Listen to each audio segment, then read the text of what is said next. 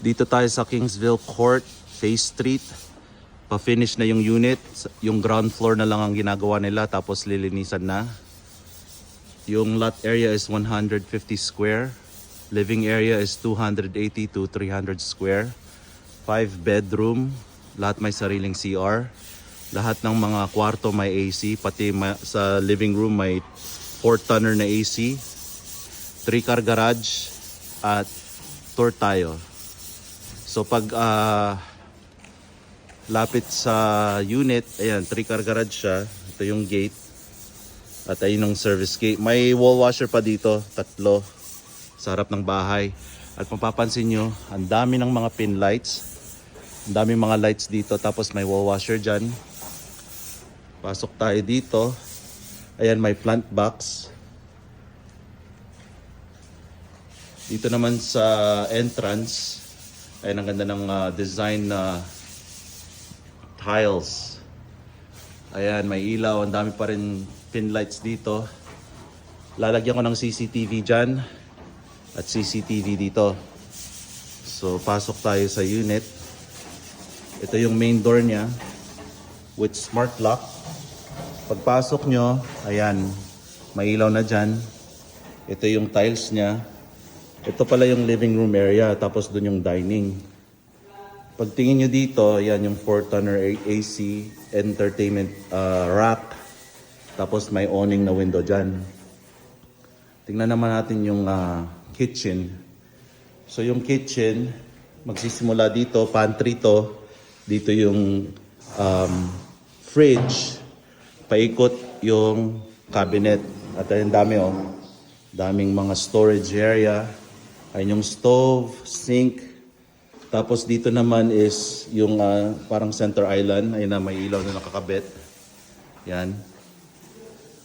Dito naman yung dining area. Ayan, may cove siya. So mapapansin nyo, talagang malaki yung unit. Dito is yung airwell. May natural light. Hanggang sa 3rd floor yan. So may natural light dito. Dito nilagay namin yung powder room. Ayan yung powder room, oh. Ayan, ang ganda. Ganyan ang ilaw niya. Lalagyan pa ng cove light to paikot. Yan. Ito yung sink. Ganda, oh. Tayo na sa side. Pakita ko yung dirty kitchen, maid's quarter with sariling CR. Ayan yung dirty kitchen. Yan. So paglakad nyo dito, garahe na yan.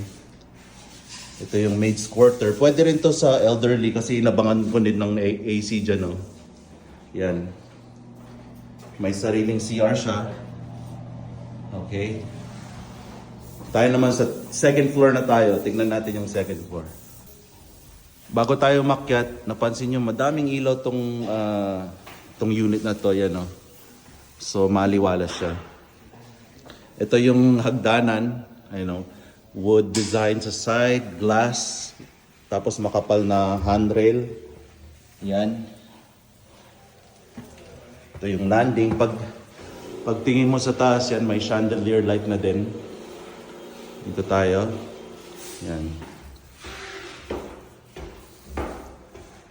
Pagdating natin sa 2nd floor, master's bedroom, tapos 2 extra room. Ito yung hallway. Ito naman yung tiles niya, oh.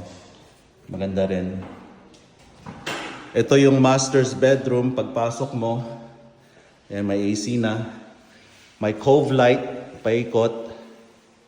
Tapos ito yung TV rack niya. Yan, tapos dito, fixed na window. So, ano, maliwalas. Dito naman yung harap. May 2 awning dito. Dito ipopwesto yung master's bed. May sariling switch. Makokontrol niya yung drop light sa dulo ng mga kama. Tapos pwede na rin lagyan ng table dyan. Ito naman is yung walk-in closet. Yan, oh. Ayan yung walk-in closet. Yan. Daming drawers, daming storage. At lahat ng mga kulay na nilagay namin